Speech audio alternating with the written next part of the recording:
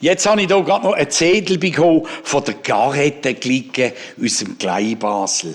Ihr Sujet, es wird bettelt.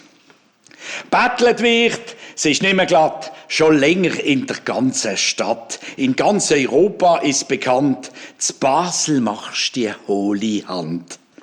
Doch in unserem Quartier ist scheint's eine Menge Knochenstier, denn es kennen sich die meisten im Wettstein sich kein Bettler leisten.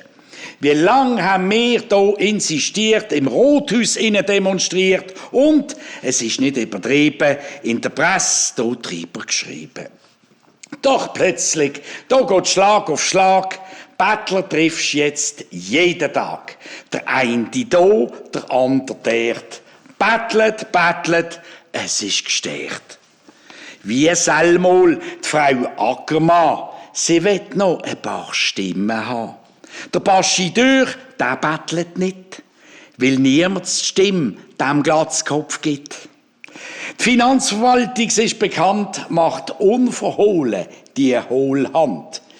Mein Grof, der pumpt mich Alltag an. Ich bettle die Frau ums Sackgeld an. Es wird bettelt auch für arme Tiere. Doch noch am Zahltag bin ich Stier.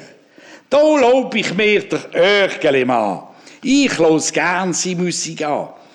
Ob etwas gisch oder auch nicht, er spielt den ganzen Tag für die Leute. Alte Lieder hat er dabei. Je ist das früher herrlich gsi. Doch betteln sei ein Menschenrecht. Ab dieser Aussage wird's mir schlecht. Ab sofort gebe ich den armen Knöpf nur noch alte Hosenknöpfe. Und hockt ein Tierli auf seinem Bein, danach geben sogar zwei. Doch langsam habe ich die Nase voll, ich finde das Betteln nicht mehr toll. Ob es um Geld geht oder Stimmen, interessieren tut's mich nicht mehr. Ab sofort sage ich allen Leuten, lasst mich in Ruhe, denn man gibt nicht,